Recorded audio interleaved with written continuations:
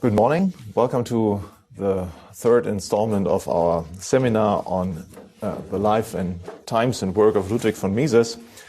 This morning we will be dealing with Mises' first great treatise, The Theory of Money and Credit. And unfortunately, there won't be any pictures or photos that I can show you because Mises didn't even use graphs in his book. So you'll get, oh yes, yeah, poor us. Yeah, he could have been a little bit more compassionate, but that's how he did it. And so I'll give you just a rendering of the pure logic of money, because that's about what we got in this book. The book is, as I said, Mises' first great treatise. It is the first result of one of his two great research projects that he pursued throughout his life. So we can distinguish two great research projects. The one concerns economic theory, or let's say social theory more narrowly. And the second research project concerned the epistemology of economics, and the epistemology of economic science in particular.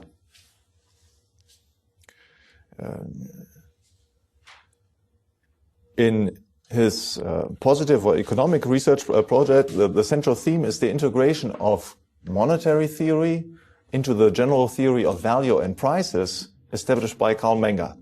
As we have said, Menger himself had neglected the theory of money for reasons that we'll discuss in a little bit more details in a minute. And so Mises filled this gap, and he proposed a solution to this problem in the Theory of Money and Credit, which was first published in 1912. And he later on then spelled out all the further implications that he had partly only hinted at in this first book, and finally proposed a comprehensive system of economic analysis in his 1940 book, Nationalökonomie, which had an English follow-up 9 years later in Human Action. So here we have a treatise of economics, which spells out all the implications that follow from Mises' solution to the problem of integrating money into the theory of value and prices. The second big research project, and we'll come to talk about this later on in the seminar, concerns epistemology, and this starts at the end of the 1920s and then extends until the end of his life, so until the mid-1960s. And it's important again, therefore I should like to point this out already now, that Mises did not start off with certain a priori notions about what economic science should be like from a logical or epistemological point of view. He first dealt with economics in great detail, and then only after he had made up his mind about the main questions, or virtually all the questions that here come into play, he started writing on epistemology. It was a second step. And that's, of course, how it should be done. Now, Mises could rely in part on Menger's theory of value, because there were some elements, as I said, Menger did not integrate money into the theory of value and prices, but there were elements of a theory, and this concerned in particular two elements. First of all, Menger had a cash holding approach to the demand for money. That is, according to Menger, what people desired when they had a demand for money were cash holding, certain amounts of money in their pocket. So today we have only ugly money, of course, like this, but this is a cash holding. Whatever banknote we have in our pocket is a cash holding. So Menger stressed that the demand for money concerned this, to have money in the pocket. Of course, it was not detached from farther-reaching purposes, spending the money and so on, but holding the money in one's pocket was the use that we made of money until the very moment when we spend it. The second element on which Mises could rely, and this was the central concern in Menger's writing on money, was the spontaneous emergence of money. That is, Menger contested the notion, which was at the time becoming prominent again in German economic thought, that money was created by some sort of a convention, or maybe even was created only through a decree of the state, a decree of the government. Menger explained that money arises spontaneously in the market process because people want to overcome the limitations of direct exchange. Direct exchange happens when people exchange consumer goods against one another, or consumer goods against producer goods. So what we also sometimes call real goods, exchange of real goods, a barter economy. Now, barter economy is limited because you need to find somebody who is precisely interested in the kind of commodity you have to propose, and those people are usually not very numerous. To overcome these limitations, we can introduce indirect exchange, and so Menger introduces this notion of indirect exchange. That is, we exchange our consumer good that we have produced. For example, I've picked a couple of berries, 3 kilograms of berries, now sell them against not the goods that I directly desire myself, but some intermediate good that is very liquid or marketable, that is desired by many people on the market, so that I can use this good again to buy something else. So this intermediate good is a medium of exchange. And it becomes money once it is generally accepted. Now the question is, how come that it is generally accepted? And here the theory of the spontaneous emergence of money comes into play. And this theory states, well, money becomes generally accepted through a step-by-step process, in the course of which each individual for himself discovers those goods that are most suitable for the service of a medium of exchange. And those goods that are most suitable are so by virtue of their physical qualities. That's the heart of the Mengerian explanation. In particular, we might say the precious metals have physical qualities, malleableness, they're durable, they're easily recognizable, easily divisible, and so on, which make them more suitable for indirect exchange than, let's say, armchairs or microphones or eggs and other things. So we have, therefore, a theory that explains how money emerges spontaneously in the market, and which allows us to dispense with government as a necessary element in the explanation of the emergence of money. Now, Menger was not original in this respect. He himself could rely on previous works by monetary theorists, starting from John Law in the early 18th century, and then throughout the 18th century, works of Galliani, Condillac, Smith, Genovese, and then later on the 19th century, Jean-Baptiste Say and Richard Whately. What Menger did was to highlight the importance of this theory of the spontaneous emergence of institutions. And the case of money was for him just one of the most striking examples that illustrate the general theory of the spontaneous emergence of institutions. So money was just one case, but virtually all other institutions also, useful institutions, also emerged spontaneously on the market. Language, law, and other things. So Mises could rely here on Menger. In what follows now, I will point out his 5 major contributions that he made in the theory of money and credit. First of all, he contributed several clarifications on the nature of money. Second, he developed a theory of the value of money. This is his main contribution, which concerned the full second part of the book, the first part being devoted to the discussion of the nature of money. The second part, so the value of money. And here, so we have he's filling the gap that Menger left in his theory of money. And then we have 2 minor contributions. One stresses the presence of Cantillon effects or redistribution effects resulting from the production of money. The second one concerns a reassertion of the purchasing power parity of exchange rates. And finally, in 5th, we have another major contribution, which is a theory of the business cycle that he develops in the last part, in the 3rd part of the book. So in this 1912 edition, the book has only 3 parts. The edition that you can buy now, for example, next door, is the 1954 edition, which has 4 parts. And the fourth part was added precisely after the war. And here Mises discusses problems of monetary reform. Okay, so let's start off with Mises' clarifications of the nature of money. Here again we can distinguish 4 points. First, he stressed that the customary distinctions of several monetary functions, particularly money is a medium of exchange, it is a unit of account, and it is a store of value. These are typically the 3 major functions that we find in all textbooks being emphasized as characteristic of money. He urges us not to fall into the trap of considering that they are all of equal importance. There is, in fact, a dependence relationship between them. The fundamental function of money is the one of serving as a medium of exchange. And he stresses this in particular in its relationship to the unit of account function.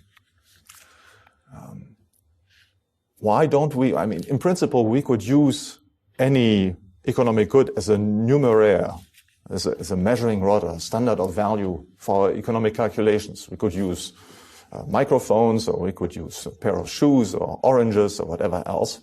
So why do we use money? Well, there is something like the economics of calculation. Calculation is an economic activity. It consumes scarce resources. And if we want to perform calculations in any other unit than the medium of exchange, than any other unit than the monetary unit itself, we have to add an additional operation.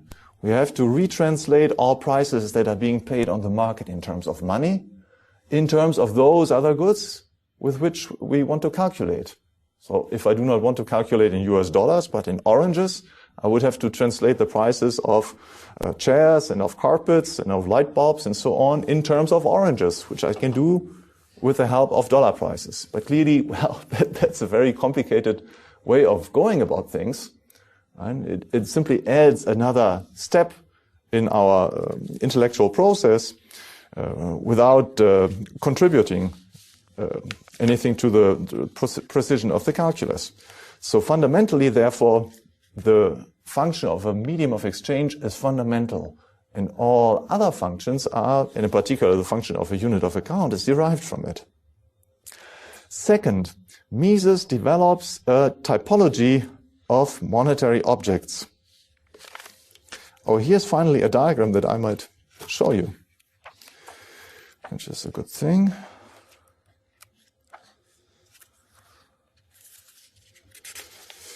But he didn't use this in the 1912 edition of the book. It's something that we found among his later documents, which was taken up in a later reprint of the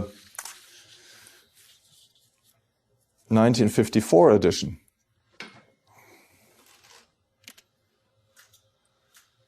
Can you see this? No. Okay, so let's try and work on the contrast. Which presupposes that I find the right. No. Zoom in. Okay, I'll zoom in. No, let's zoom out. Zoom in. Thank you for the good suggestion. Okay, so Mises develops a typology of monetary objects. And fundamentally, he distinguishes between money in the narrow sense and money substitutes. We have one notion of money in the broader sense. This is a generally accepted medium of exchange. That's the definition of money in general, or of money in the broader sense. But there are, in fact, 2 fundamentally different types of monetary objects, namely money in the narrow sense or in the proper sense, and money substitutes.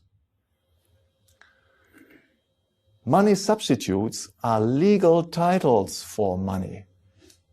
That is, from a technical point of view, they are issued by somebody, often a bank, and their issue comes with a legal obligation on the part of the issuer, a contractual obligation usually, to redeem these substitutes back into money. So they are legal title, and former times, so banknotes were such money substitutes, or token coins. Therefore, we have this. We'll talk about this in a minute. And they could be exchanged back again into money in the narrow sense, or money proper. Now, money proper are those monetary objects that are not legal titles. That is, they do not represent an underlying asset. They are an economic good in their own right, and they are therefore evaluated independently of any other good. Okay, or more precisely, they're not evaluated in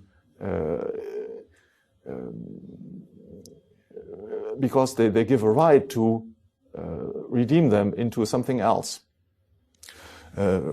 Today, of course, it's somewhat difficult to explain this. We had, again, I showed the dollar note before. So this today is money. It is paper money. And it is not a money substitute because I can no longer redeem it into something else, something underlying. You can go to the Federal Reserve Bank of Atlanta or any other Federal Reserve Bank and say, well, I want to redeem this. And at most, you will get another $1 note for this. Okay, so you cannot redeem it into any other economic good but dollar notes itself. But before 1971, which was the year in which the Federal Reserve Bank suspended its redemption of dollar notes into gold, the dollar was not money, it was a money substitute. Because you could redeem it, the Federal Reserve was legally obliged to redeem it, well, not for us private persons, but for foreign central banks, to redeem it into gold. So therefore the dollar was a money substitute at the time. It was simply a legal title for money. And the money underlying this legal title was gold, because we were on the gold standard. So this clarification is one of the fundamental contributions that Mises made. And from here, all the major differences between his theory of money and those of others, and still today between the monetary theories inspired by Mises and those of other economists, can be referred back to this fundamental distinction. Non-Misesians typically overlook this distinction. One example that we can give today is the debate about currency competition. Most writers who have expressed themselves ever since the 1970s on the subject have fallen prey to a confusion because they confuse competition of money substitutes with competition between money. And the rules of the game are very different in the two types of competition. Now, based on this fundamental distinction between money in the narrow sense and money substitutes, Mises established further distinctions. So in the case of money in the narrow sense, we can distinguish three types of money: commodity money, credit money, and fiat money. Or as Mises said in the German original, Zeichengeld. Fiat money, the original term was Zeichengeld, sign money. That is, most important example is paper money. Okay.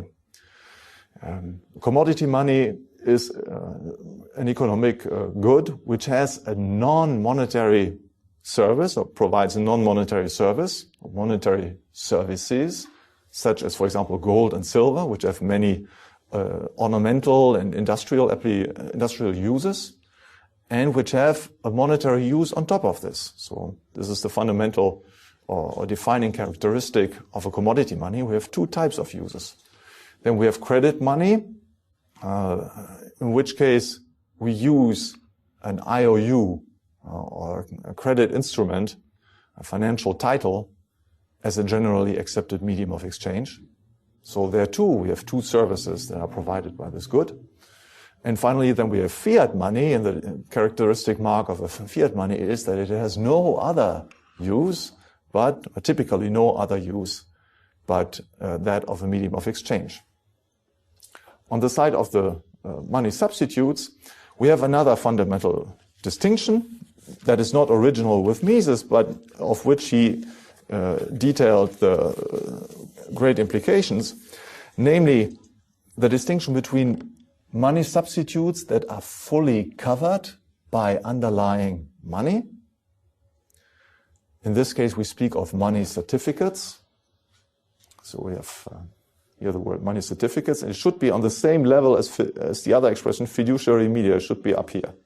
And then we have fiduciary media, which are money substitutes that are not fully covered by underlying money in the narrow sense. We might ask, how is it possible to have money substitutes that are not fully covered by underlying money? Well, it's possible if and to the extent that those who use these money substitutes do not redeem them immediately into money. That is, to the extent that these money substitutes circulate in the market and that only a part of them are redeemed on a daily basis, well, then the issuer can, from a technical point of view, afford not to cover all his issues by underlying money. He needs just to keep that part such a coverage as to put himself into a position of redeeming or satisfying all redemption demands on a daily basis. Let's say only 10% of all money substitutes that I, as a banker, issue are redeemed or are submitted for redemption in the course of a month. Well, then I only need to retain a reserve ratio of 10%. If I issue, let's say, money substitutes for $10,000, I only need to keep $1,000 in my vault or in my treasure chest in order to be able to redeem these substitutes that are submitted to me on a monthly basis. Money certificates are fully covered, and then there are different physical embodiments that we can imagine. We can, in the case of money certificates, what I wrote in handwriting, so this diagram will be modified in the final printed edition. We can distinguish between fully covered token money and fully covered banknotes. Right? Just on the side of fiduciary media, we can distinguish between uncovered or partially uncovered token money and uncovered bank deposits and notes. Right? So the physical embodiments can be different. Right? It can be coins or can be notes, but they're all legal titles. And again, so either they are fully covered or they're not fully covered. Now what Mises does in the third part of his book is to examine the implications of uncovered money substitutes. The entire third part of the book deals with this type of monetary objects, that is, with this here, fiduciary media.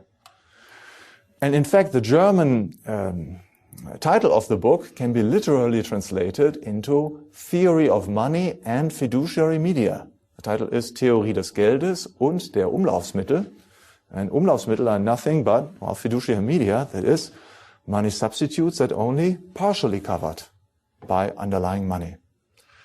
And what Mises shows is that these fiduciary media, particular money substitutes, have particular consequences for the economy. They have a particular impact on pricing, and their most important consequence is to engender business cycles. Okay. In the English translation of the book, the title, or this literal translation, has not been used, probably for stylistic reasons. Right? Theory of Money and Fiduciary Media would have sounded awkward in 1934 when the first English tradition appeared. But, well, I must tell you that in German, Theorie des Geldes und der Umlaufsmittel is not more elegant. Okay? So there was a reason why Mises insisted on this in the title, and he clearly wanted to hammer this point that this is an important distinction. Unfortunately, it vanished in the English edition, or in the English editions that we had so far. Okay, so Mises develops this typology of monetary objects. It's fundamental, and clearly for a beginner, it's not immediately obvious. If you read this book without knowing much about monetary theory, well, you're likely to overlook this, especially since he proposes this typology in the beginning of the book. Okay, the third clarification that Mises contributes on the nature of money concerns the role of money prices. And in particular, he refutes the notion that money prices are measures of value.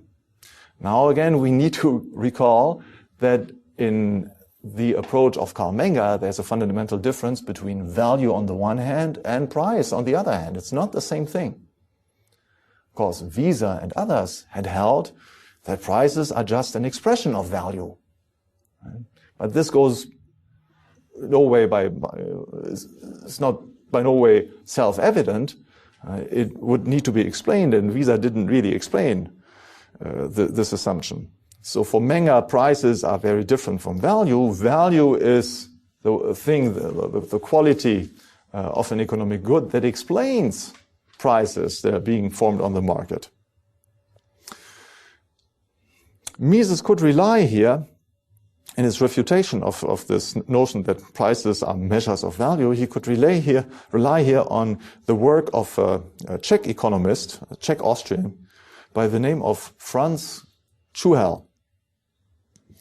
Or František Čuhel, I believe, as the Czechs say it.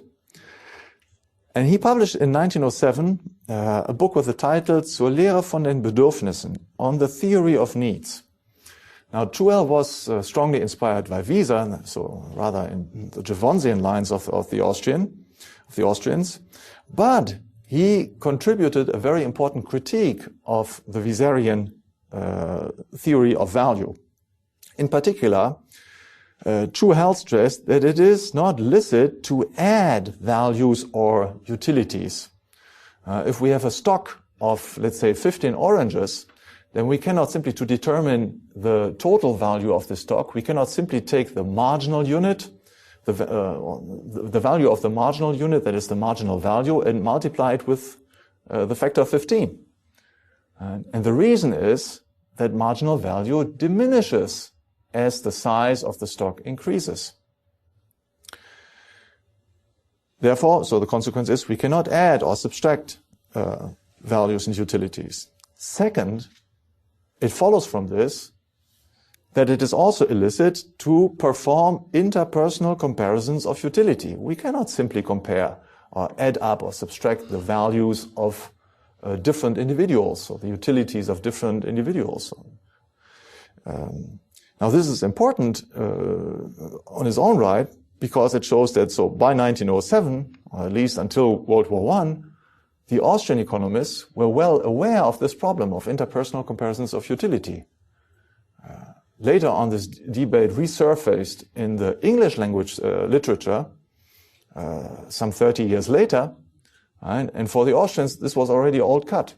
But it had to be debated again between Robbins and Herod and others. When Murray Rothbard in 1956 published his important paper on the reconstruction of value and welfare and utility economics, he also was, of course, ignorant of Čuhel's book. So the big implication of Čuhel's book is that there is no such thing as value calculation and not even such a thing as value measurement of total stocks. Very important and fundamental thesis. And it follows from this that there can be no such thing as purely quantitative laws in economics as we find them in the natural sciences. There can be no such thing as constant relationships between quantities, for example, between variations in the price and variations in quantities of goods being sold and bought, because the marginal utility of the goods that are being bought and sold varies from one person to another and from one moment of time to another. Now, why is this important? Well, because precisely at that moment, in the early 1900s,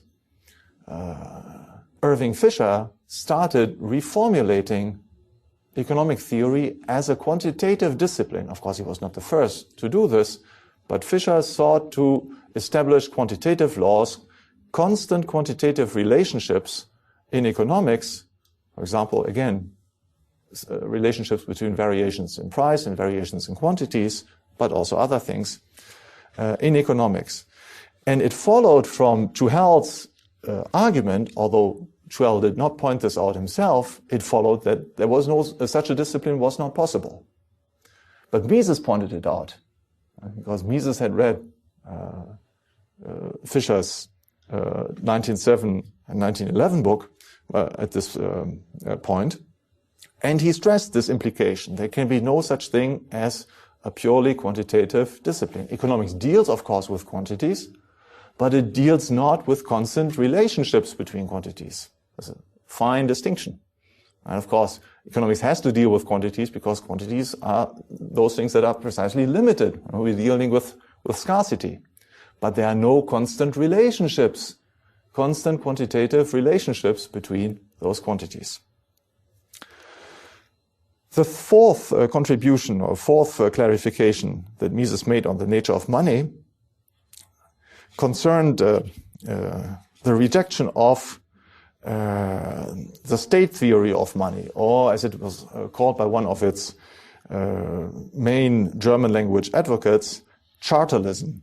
Chartalism comes from the Latin word charta, C-H-A-R-T-A, which means token. It's a sign. So according to this theory, money is essentially a sign. It is something like an IOU for underlying goods and services that can be bought against money. So therefore, this whole distinction would not hold. Right? We said here that money substitutes are legal titles for money. Well, according to this chartalist, money in the narrow sense is a substitute too. Is something like a token that can be exchanged for other goods and services. It represents other goods and services in the economy. Mises called this also the assignment theory of money. And it is, of course, is very widely held even today. Many textbook authors who hold this notion, who believe that, well, money is something like an IOU for goods and services circulating in the economy. And they assimilate the functioning of a monetary economy to the functioning of a warehouse business. When you deliver a good or a service, for example, you work for an employer, you get your money, right? So you get whatever, $3 for 10 minutes of work. Inflation is running. Then this represents the work or the economic goods that you have delivered into the economic warehouse. The social economic warehouse, right? So the entire society. So this for you then is a legal claim on other goods and services that you can take out of this warehouse. Okay, so this very roughly said is the assignment theory of money, or the idea of economic chartalism, monetary chartalism. Now the chartalist stated that that money is essentially a creation of the state. This notion is, of course, very old. We find it already in the Greek philosophers. The Greek word for money is, or the ancient Greek word for money is numisma, which comes from nomos, the law. So money is, well, an economic good that is created. It's the creation of the law. It is imposed by the government. It's imposed by the state. And this theory survived throughout the ages. We find it in the Middle Ages, and we, of course, find it also in modern times. About the time when Mises published, it had found champions in France like Henri Cernuschi, and in Germany like Wilhelm Lexis, and in Austria, not very famous economist by the name of Neupauer. But its most brilliant advocate was Georg Friedrich Knapp, about whom we talked already yesterday, when we talked about peasant lib. So Knapp, in 1905, publishes a book with the title Die staatliche Theorie des Geldes, or the state theory of money, in which he claims from the outset, without proof or demonstration, by the way, that money is essentially a creation of the state. Which is, again, from the point of view of analytical philosophy, unobjectionable. You just define, you give a definition, you say, well, I'm just talking about the creations of the state. It's a different question whether you exhaust the full range of empirically verifiable monetary objects. And clearly Mises objected to this notion that, well, it's simply not true that all monies, that all generally accepted media of exchange are created by the state. What the state can do with its fiat, that is, with its decrees, is to impose the use of a certain medium of exchange for those contracts that already exist. That is, essentially it concerns deferred payments. If we make an exchange, I buy from Mr. Perry, let's say a car, he delivers me the car today, and I promise payment of 500 ounces of silver tomorrow. The state can say, well, from now on, no more payment in silver may take place, and all people shall use our paper notes that we issue hereby. And then, indeed, he would be obliged to accept the paper notes issued by the government. So the government can impose the use of its money in the case of all contracts that already exist. But this does not mean that it can thereby impose its money also for those contracts that do not yet exist. Right? Ultimately, well, I'm free to make a contract or not. If I know that I have to accept this paper money of the government, well, maybe I won't make a contract at all. Or I will make my contract only abroad, in some territory where the law doesn't apply. And of course, that's precisely what we observe in empirical practice. That is, the law cannot impose just any medium of exchange. It is strongly constrained by the freedom of choice of the market participants. And therefore, empirically, we find that the government can by and large impose only those media of exchange that are not completely unuseful for the market participants. Right? It can impose paper notes because paper notes can be easily handled and so on, but it could not, for example, impose the use of armchairs as media of exchange. Okay, then people would rather renounce to making any further contracts than respecting the law.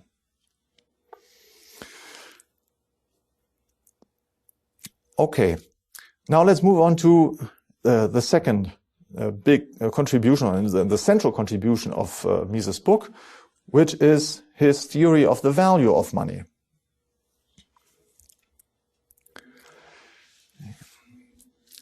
It's probably useful to start briefly with the monetary theory of the classics, which is a reaction against the monetary theories prevalent before the classical economists, that is, until the mid-18th century approximately.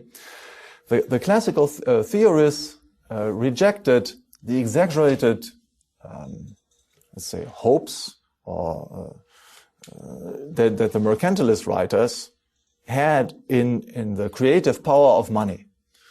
What Adam Smith reacted to in particular was the notion that you could enrich the nation by printing paper notes, that you could enrich the nation by banking, for example. This was precisely the prevailing notion until Adam Smith.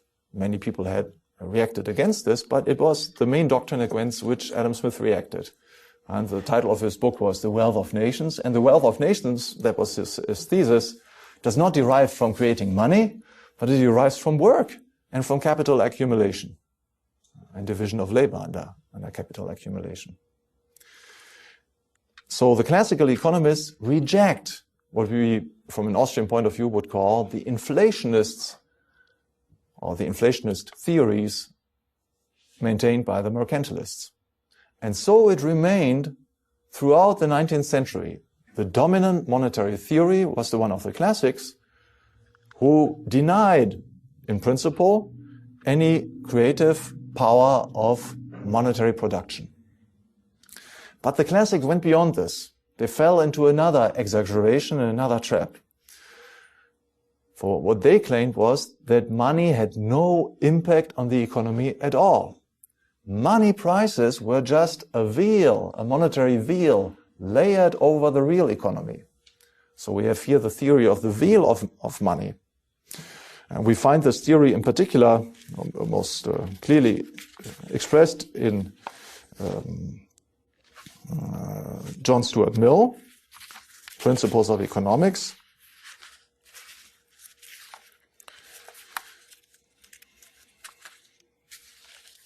Yeah. So here's what John Stuart Mill says about this. things which by barter would exchange for one another will, if sold for money, sell for an equal amount of it, and so will exchange for one another still, though the process of exchanging them will consist of two operations instead of one. The relations of commodities to one another remain unaltered by money. The only new relation introduced is their relation to money itself. How much or how little money they will exchange for. In other words, how the exchange value of money itself is determined. So we have here a distinction that we still find in some textbooks today, the distinction between the price level and between relative prices. According to the classical economists, these two things had nothing to do with one another. The price level could change, and it would change as a consequence of altering the money supply, but this would not affect relative prices. Money would leave everything intact just as it would have been in a barter economy. Money is neutral. Money is just a veil. Now, this veil theory of money was maintained by all the main economists who brought about the marginalist revolution, that is by Karl Menger, Leon Barras, and William Stanley Jevons. They didn't deal with money at all because they fundamentally accepted the point of the classical economists that the nation could not enrich itself by money production. Okay, so they were not interested in the theory of money. They neglected it. But then came another step in the form of an outside critique. And the critique said that this new value theory, well, willy-nilly had to neglect the case of money because, in fact, it cannot explain the value of money. And this critique came from a brilliant German economist of the time by the name of Karl Helfferich. Helfferich. Karl Helfferich, and I don't have a picture of him here. But he was, again, a brilliant economist. He was later director of the Deutsche Bank, the main commercial bank in Germany until today, and also finance minister after World War I. So Helfferich said, well, he claimed that it is impossible, in fact, to deliver any such a proof because it would involve circular reasoning. In the case of money, we have the following problem. If we want to apply the typical form of explanation that we find in marginal value theory, we start with value as the explaining factor, and we explain the prices. It's the thing to be explained. Now, in the case of money, if we start with the value of money as the explaining factor, and we want to explain monetary prices as being formed on the market, we encounter the following problem. The value of money itself obviously must depend on the prices that I can obtain for it. The value of $1 in my pocket obviously depends on how many things I can buy for such $1. But then, don't we have circular reasoning here? We want to explain the prices by the value, but the value can only be explained by the prices. So we have a circle here, and the procedure cherished by the Austrian school cannot apply, cannot work. Now, the first response from the Austrian side to the Helfferich critique came from Friedrich von Wieser. And Wieser made one very important contribution by explaining how the Helfferich critique could be sidestepped or could be overcome. For Wieser said that ultimately we do not have here a synchronic co-determination of value and prices, but we have a diachronic determination throughout time. If I want to explain the prices that exist here at point of time 0, then I must explain them in terms of the value of money that it has as at point of time t 0 minus 1. Okay. But then this value that exists here at t minus 1 is itself determined by the prices that existed even before. That is not by those prices here of t, but t minus 2, for example. And then these prices would be explained by the value existing at t minus 3, and so on. So we have a determination running through time. There's no circle involved. There is a sequence, a causal sequence. And so we get out of the Helfferich circle, and the Austrian approach can work, can be applied to money. We have here, therefore, the fundamental idea underlying what Mises later called the regression theorem of the value of money. That is, we explain the value of money by regressing our causal chain back into the past. In order to explain the value of money at one point of time, we go back to the money prices existing previously, which themselves result from valuations existing even before that, and so on. It's the regression theorem. Visa didn't use this expression. Mises used it later on, not in 1912.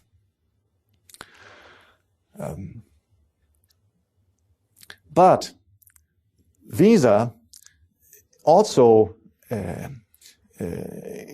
did not deliver a coherent theory of money, because he shared the assumption of the classical economists that money has no impact on the real economy. The money is just a veil. Money has no value per se. Money is just an IOU for other goods and services. So in other words, Visa cherished the assignment theory of money. Now this approach to monetary theory implied two major problems. The first one is that Mises only developed a theory of the value of money. It did not develop a theory of money prices. The second one is that Visa had to make, in the case of money, an important exception from the general rule of value theory held by Karl Menger, namely that things have always an unequal value. If an exchange takes place, then obviously the things, well, again, my exchange with Richard Perry, I buy the car, then obviously my money has for me less value than the car. Therefore I give up the money and I take the car. For him it's the other way around. He prefers my money to his car. Therefore he gives up the car for my money. So there's always inequality of value, which is the fundamental precondition that must be given for an exchange to take place. Now, if Visa is right and money is just an IOU, well, then we value money, obviously, not on its own terms, not for its own sake, but as being equal to these other goods and services. In any case, that was the notion that Visa held. And a monetary exchange does not demonstrate inequality between the objects being exchanged, but equality. Okay, and then of course we run into a fundamental contradiction. How can we explain such an exchange at all? Now Mises could overcome this problem by, well, stressing the traditional notion that money is in fact a real good. It is a good on its own, and by combining this notion with the regression theorem. So it took the regression theorem from money, from Visa, but did not adhere to the assignment theory. So Mises created a synthesis in his theory of the value of money that has been solid, because we can still adhere to this theory today, by and large in the way he has exposed this in 1912. Still, we have to make one exception, because Mises at one point in his book, and it's important, he fell back into the Visarian error, because there's in fact one passage that can be read, or well, must in fact be read, as if he adheres to Visa's assignment theory of money. I will read this passage for you now. So Mises says the following: the subjective value of money always depends on the subjective value of the other economic goods that can be obtained in exchange for it. So far, so good. If we wish to estimate the significance that a given sum of money has, in view of the known dependence upon it of a certain satisfaction, we can do this only on the assumption that the money possesses a given objective exchange value. Again, so far so good. But now comes a quote. He quotes Visa. The exchange value of money is the anticipated use value of the things that can be obtained with it. I'll read it again. The exchange value of money is, that is the same thing. It's not just dependent on, or depends on, is a function of, but is the same thing as the anticipated use value of the things that can be obtained for it. That is, the subjective value of money is equal to the subjective value of the things that can be exchanged for it. Right? Again, there's a nuance here. Therefore, I repeat myself again. It's not the same thing. If you say, well, it depends on the use value of the things that you can use for it. Well, that's fine. So it's one element in the function. But he goes beyond this. He says, it is the same thing. Which means there's no demand for money itself. There's only a demand for these other things. Now that, of course, is untenable. It amounts to saying that money has no value of its own. It's exclusively determined by the value of the other goods. Now, it was only later in his economic treatise in Nationalökonomie and Human Action that he gets rid of this error. But by the time he published these treatises in the 1940s, his earlier monograph on the theory of money was still being taken by some as the final word on the subject. Most notably by Don Patinkin, one of the eminent monetary authorities in monetary theory after World War II.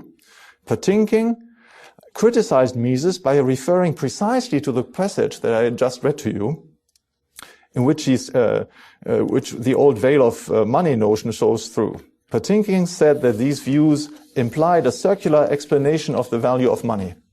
This was correct. But, of course, Patinkin's general thesis that none of his predecessors had come up with a coherent explanation of the value of money ignored Mises' later restatements in Nationalökonomie and Human Action. Right? So the main reason why Mises was neglected, Mises' contribution to monetary theory was neglected in the post-World War II period, well, can be traced back to this one passage in which the Visarian heritage excessively shines through. Okay. Okay, then let's move on to the three other contributions that we mentioned in the beginning. Here we have, first of all, the Cantillon effects, or redistribution effects resulting from the production of money. The fact in question is the following. If we raise the question, how does money affect the prices being paid on the market? Well, the Misesian explanation goes as follows. Well, if we increase the quantity of an homogeneous good, then its marginal value must decrease. Right? That's, of course, the Mengerian point. If I increase the quantities of oranges, then the additional oranges can serve certain purposes that are less important than those projects that I realized with the help of the smaller supply of oranges that existed before. Let's say before I just had 2 oranges, and the first one I used to eat myself, and the second one I give to my beloved one. Okay? These are the 2 most important projects. Now I have a third orange, and I can use it for something else. For example, I can use it to throw it at George Crispin. Then clearly this third project is less important than the two other projects, as the marginal value of oranges declines. Okay. In the case of money, it's the same thing. The more I have of money, the more things I can do, but necessarily these additional things that I can do are less important than the things that I could do before. Therefore, the relative importance of money decreases as compared to other goods and services. In other words, I will now be ready to pay higher prices for other goods and services. And if I buy money, that is, for example, if I work for money, well, I will insist on getting paid more money for the same amount of money that I deliver, because money loses in relative importance for me. So the general tendency is therefore for money prices to increase. But now there's another aspect of this process, namely that so money prices will increase, but they will not increase all at the same time. They will increase to the extent that the additional money supply makes itself felt in the cash holdings of individuals. Now, if I increase the quantity of money, not all individuals will be concerned at the same time. In the course of time, when the money spreads, the new money spreads throughout the economy, all individuals will be concerned. That is, everybody will feel a lower marginal value of money. But at first, the money is present, the additional money is present only in the hands of certain individuals. And for them, therefore, at first, the marginal value of money declines. Therefore, they first will pay higher money prices. Whereas for the others, it will stay at first the same. Now money spreads throughout the economy. Prices rise step by step. This implies a redistribution process, because some individuals, those who have not yet seen their monetary incomes increase, will already have to pay the higher prices, namely because the first receivers of the new monetary units will bid up the prices on the markets. So the last receivers have their money income not increased, but they already have to pay higher money prices. In other terms, the real value of their monetary income, their real income, will decrease. It follows, therefore, that any type of monetary production goes in hand with a redistribution in favor of the first receivers or first users of money, of the new money, and to the detriment of the last receivers or last users of this new money. This is an unavoidable consequence of any monetary production.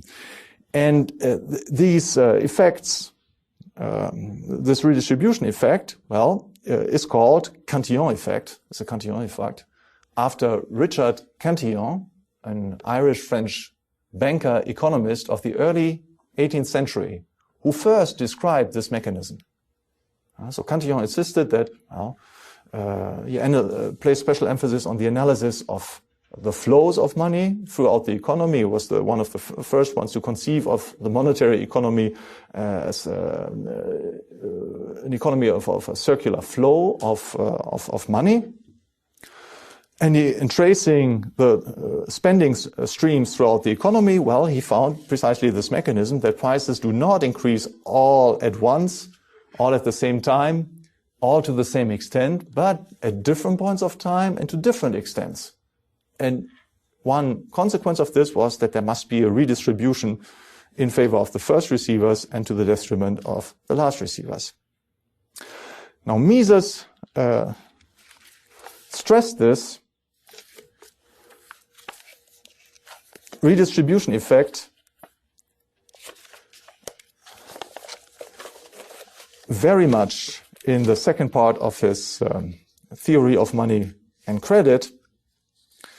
And we must say he was about the last major monetary economist who did this.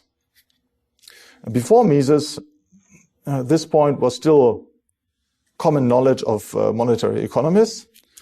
I'll give you just a few names of major economists before Mises who has also recognized this point and stressed this. So David Hume, David Ricardo, John Stuart Mill, Hermann Heinrich Gossen, John Carnes, and others. And as I said, Mises was about the last one, because just at the time when Mises was publishing his work in 1912, a new movement set in that stressed monetary analysis in terms of aggregates. The main proponents of this new movement were Irving Fisher, again, right, the evil Irving, and Gustav Cassel. The other major economist next to Mises who also stressed it was John Maynard Keynes in his writings before the 1930s, when he also joined the macroeconomic aggregate camp. Okay.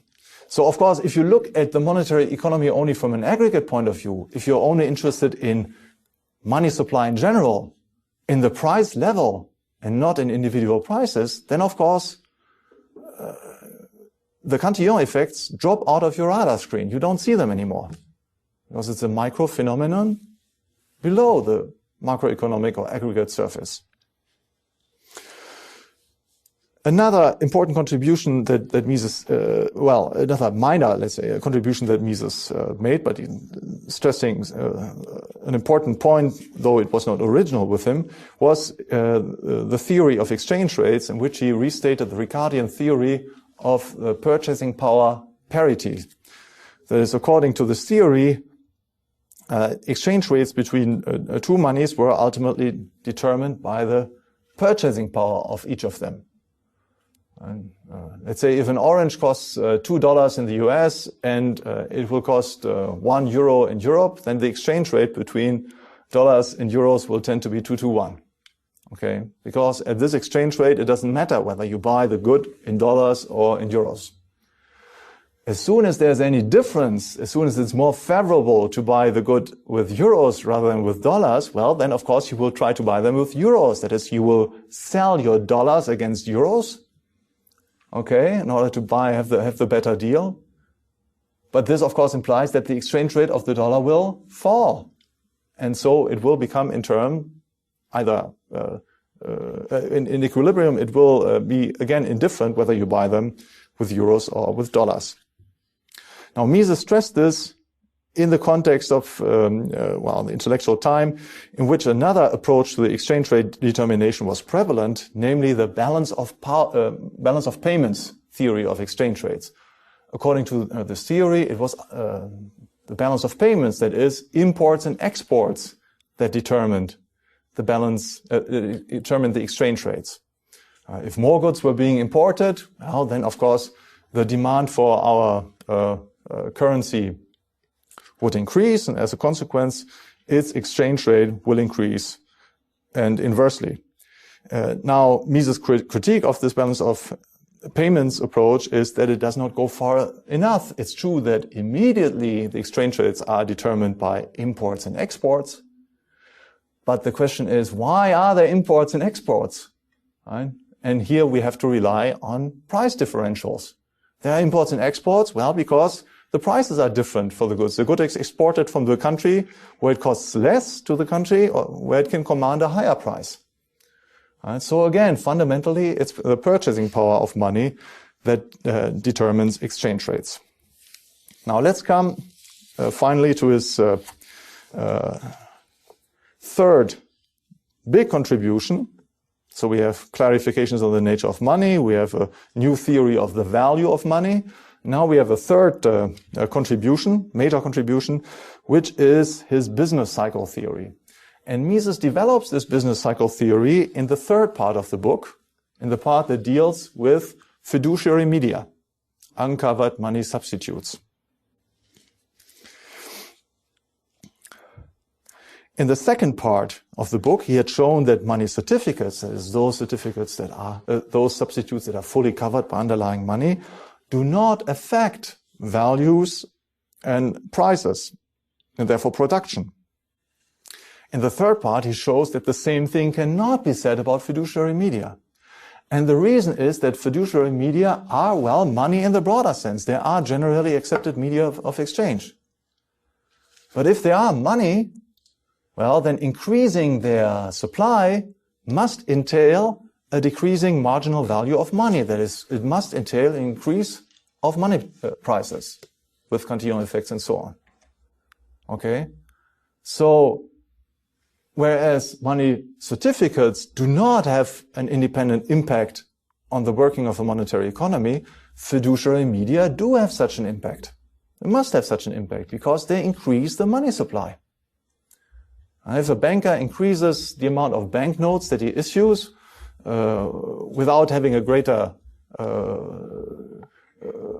reserve of money proper in his vaults, well, then he increases the money supply. As a consequence, then he will create a tendency for the price level to increase. But moreover, as Mises has stressed, he also creates a redistribution effects. He and his customers will profit at the expense of the other money users within the economy. But there's also something else. So the redistribution itself is, of course, a very important fact, especially from a political, social point of view. But there's more. There is the possibility that as a consequence of these uncovered issues, there will be something like intertemporal misallocation of resources. That is, it is possible that these issues of fiduciary media affect the structure of production in such a way that it becomes physically impossible to terminate all the investment projects. How is this possible?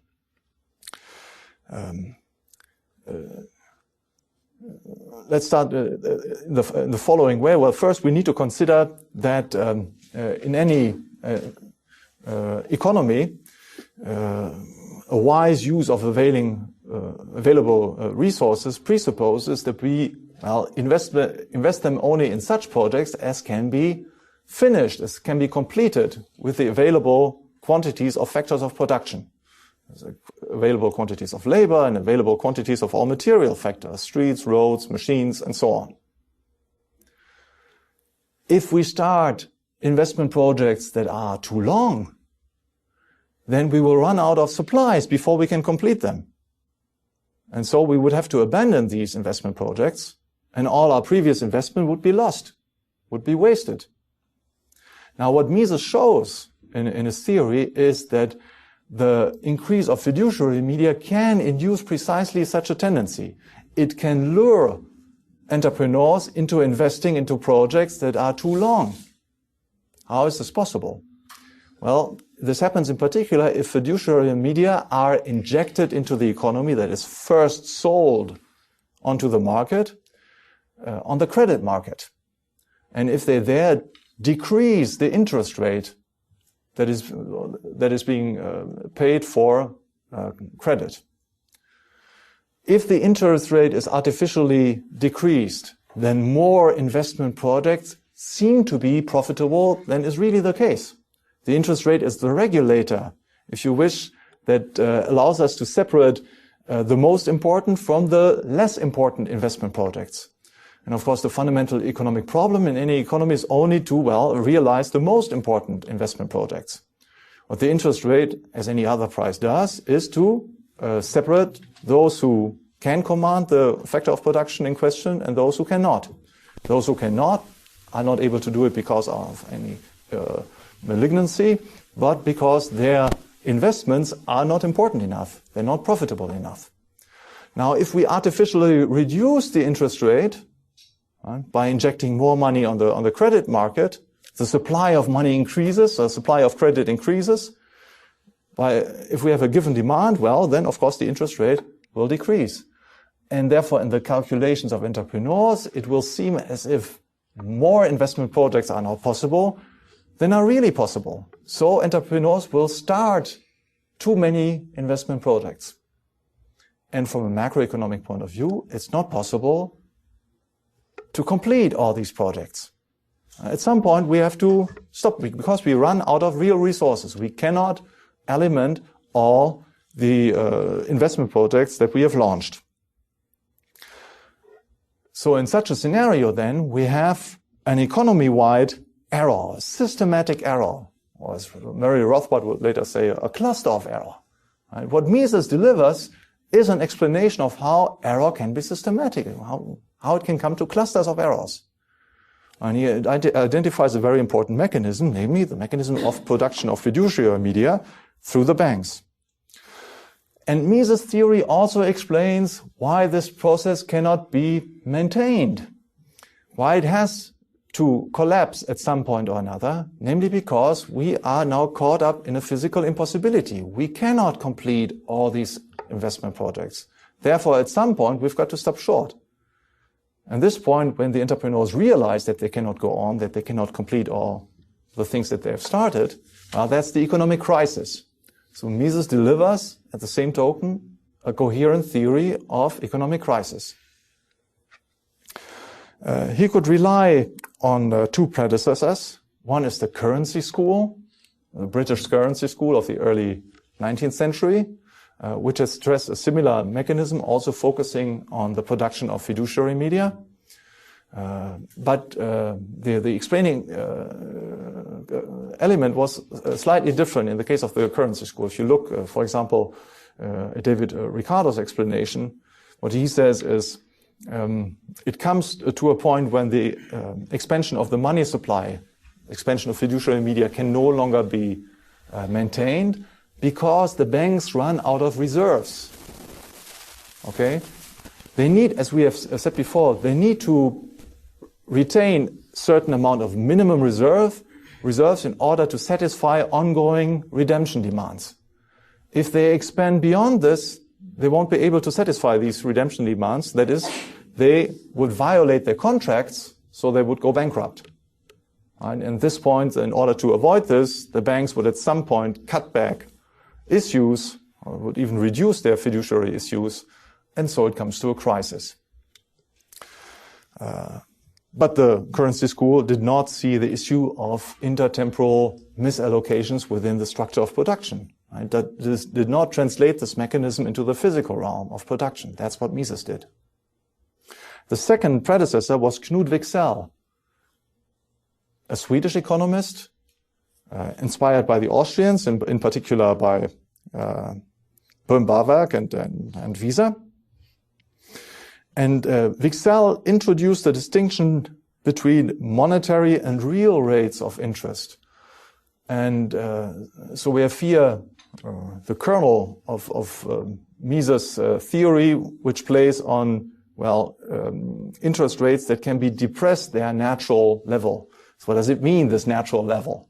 According to Wicksell, this natural level is the one that would prevail in a barter economy. Right? So Wicksell was still also imbued by the notion that money is a veil. He compares the operation of a monetary economy to the operation of a barter economy. And he says, if the monetary interest rate deviates from the interest rate that would prevail in a barter economy, then we have a particular type of cumulative effects of dynamics that go on. If, for example, if the monetary interest rate is lower, then the money supply would increase, and therefore prices would increase, and so on. But Wicksell did not explain why this process had to come to a stop. He did not see the implication that there was intertemporal misallocation within the production structure. He had no theory of, no conception of this creation of an economy-wide or systematic error among the market participants. So Mises, again, out of elements that were already available and with some contribution of his own, creates a new synthesis and an original theory of the business cycle. In the first edition, 1912, he somewhat qualifies his contribution. He says, well, it's one element or one aspect of business cycles. And in 1924, then, he becomes categorical, and he says, well, that is the theory of the business cycle. There are no other elements, no other aspects. Why this change of mind? Well, because maybe he was, in 1912, hesitant. Maybe he thought that other theories could also be fruitfully developed. Another explanation might be that in 1912, he was, after all, still a student. He was trying to get a degree, a habilitation degree. And it was therefore wise not to offend the sensibilities of his examiners, okay, who might maybe cherish other theories of the business cycle. So he was very ecumenical in 1912 and categorical in 1924. He got his habilitation degree, and he was officially working under Filipovic, about whom we talked yesterday. The reason is that Filipovic was one of the few Austrians who had specialized in monetary questions, who had also written some things on monetary questions. Filipovic had written his habilitation thesis under Karl Menger, and he dealt with the monetary policy of the Bank of England. So he was kind of an expert on the question. So Mises was writing under Filipovic, but Filipovic clearly did not have any sensible impact on the views that Mises propounded in his volume. He got the degree nevertheless, because in those days Professors tended to be tolerant, okay, and especially of deviating views of their pupils, which is not always the case today, unfortunately. So Mises was also admitted shortly thereafter as a Privatdozent, a private lecturer at the University of Vienna. So he got his degree in late 1911. The book was published in 1912. And based on this in 1913, he was licensed as a private lecturer at the University of Vienna, which meant that he could give seminars with students who were willing to listen to him, and of course unpaid. It's a system that still exists in Germany today, which allows for greater competition among suppliers of education. Okay, we'll stop at this point my talk, and I'll give you, 12 minutes for questions.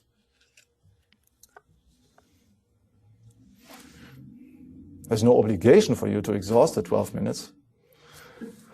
Did Mises, it's a side question actually, but did Mises in any of his works at least draw a one graph in any place? The question is whether Mises used in any of his works at least one graph, and the answer is yes, he did. In this book, Socialism, when he talks about labor economics, he uses a graph that he reproduced from William Stanley Jevons, a graph that shows the utility and disutility of labor. It doesn't show up in later works or in different works. It's just in this one book, and it's in all editions. I have no evidence that he ever regretted this or confessed. Yeah. How well was the business cycle theory accepted, like within the German-speaking world and outside of the German-speaking world? Well, first, not at all. There's one thing that I did not mention. So I said that Mises, fundamentally, Mises asserted that money was a good in its own right. This is the fundamental notion that we also find in the currency school, the British currency school of the 19th century, and it's precisely this notion also that was fundamentally objected to by the banking school. Now, in Germany, the banking school ruled supreme in the entire second half of the 19th century, and certainly until the time when Mises was writing. In fact, Mises was the first major economist to re-emphasize again the currency school. So he had a lot, on these fundamental grounds alone, he had the entire profession against himself. Did not accept this analysis. There was too much of a quantity theory of money in it, although in the first edition he stressed the quantity theory of money much less than in the second edition. There was some appreciation of his views only after it came to the great hyperinflations after World War I. So Austria had a big inflation that culminated in 1922, and Germany had a hyperinflation culminating in 1923 with the collapse of the currency and so on.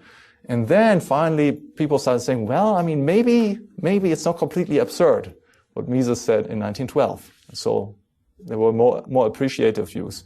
But at first he was completely disparaged by the profession. There was not one single positive review of the book, of the first edition of the book. I'm just wondering, you just described the Misesian theory of business cycle, and it seems to me that it was basically ready in 1912. So I'm wondering what was, for example, Hayek's contribution to this theory that was later appreciated by the Nobel Prize. So what's the main difference between Mises and Hayek in this respect? So the question is, since the Austrian business cycle theory seemed to be fully fledged and ready in all its essential elements already in 1912, what were the roles of later contributions, such as Hayek's writings on business cycle theory in the late 1920s and early 1930s? That's a very good question. And I will answer, I cannot fully answer to this, but I'll say it very, very briefly. Maybe you will get something out of this. About at the end of the 19th century and then early 20th century, there emerged a new movement that started within international economics and try to get rid of, or try to get away from explanation in terms of real factors, and center the explanation entirely of economic processes on the relationships that exist between prices. Okay, so that's a new movement that started there. And what Hayek and others did in the late 1920s was to transport this into business cycle theory.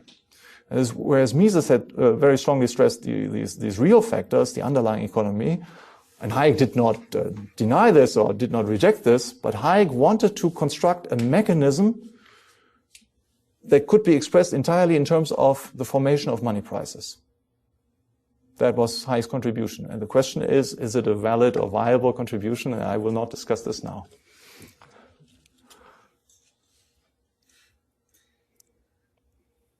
Yep. A very minor point. This Joel book, Mises was familiar with it in 1912, but Rothbard wasn't in 1956. Is that what you're saying? Joel, yes. Yeah. But there's no English translation.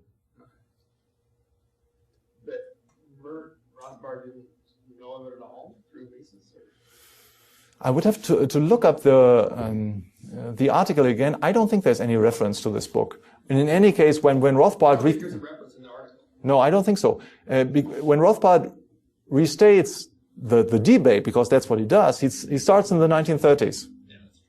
Right? That's Is Mises implying there's no other source of systematic error besides the production of fiduciary money? So the question is whether Mises held that there was no other source of systematic error in the economy besides the production of fiduciary media. And if we take the 1924 edition, we would have to say yes. Apparently, that's what he believed at that point of time. Yeah. I don't necessarily agree with Mises on this, but that's a different issue. Could you give an example of why the value of money depends on, but is not the same as the value of goods? The question is, can I give an example that would illustrate why the value of money only depends on, but is not the same as the value of the goods that can be bought for money? Yeah. Let's take two individuals sitting in the front row, and let's assume they're in exactly the same economic position, same revenue, same cash holdings in their pockets. Okay? Since they are part of the same economy, they can buy the same goods and services. Okay? But their evaluation of this possibility might be very different. This individual might, given the same possibilities, not desire a certain quantity of money in his pockets, and the other individuals might desire a higher quantity. Right? So from the mere fact that money renders the same services, that it has the same money prices, its value is dependent for both individuals on the same objective exterior factors, does not imply the same reaction to it, or the same evaluation. The two individuals, or the same individual at a different point of time, might evaluate these monetary services very differently. Which country developed hyperinflation first in Europe? The question is, which country developed hyperinflation first in Europe?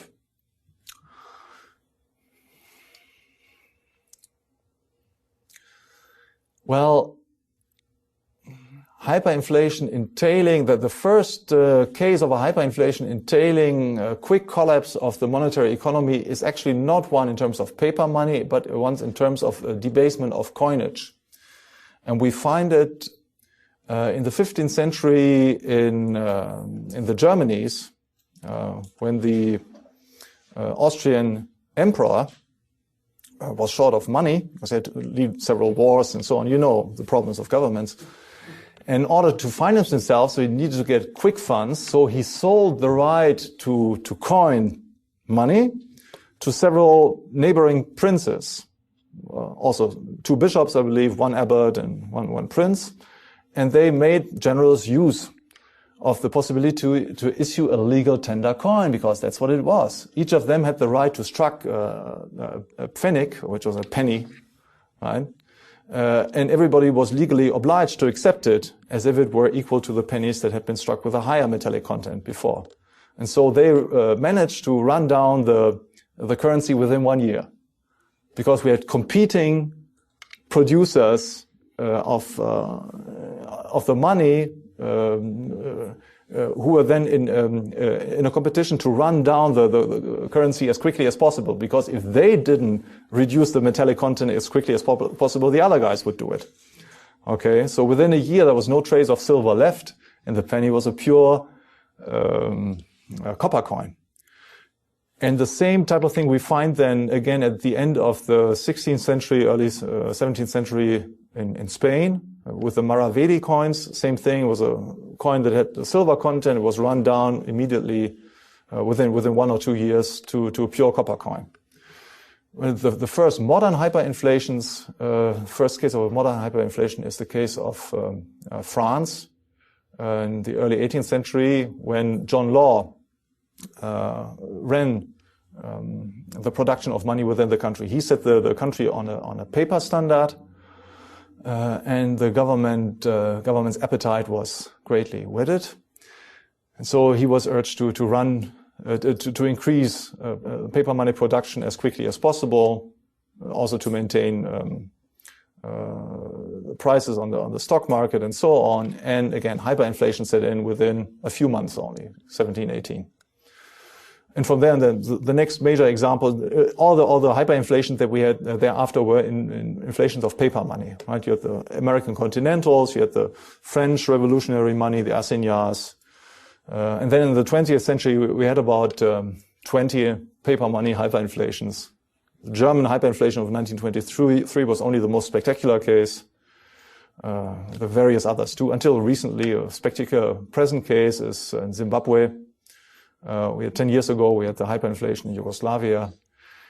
The thing to retain, and I stress this always to my students who sometimes have difficulties believing me, that there can be no hyperinflation without paper money, by and large. And virtually all hyperinflations that we ever had were inflations of paper money. You cannot do this if you have commodity money. And especially if you do have competitive production of commodity money, because then people would simply switch to the better product and abandon the depreciated product. Sorry for the long answer. There's maybe time for one other question.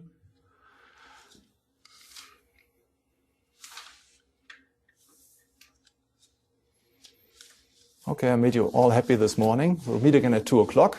Thank you for your attention.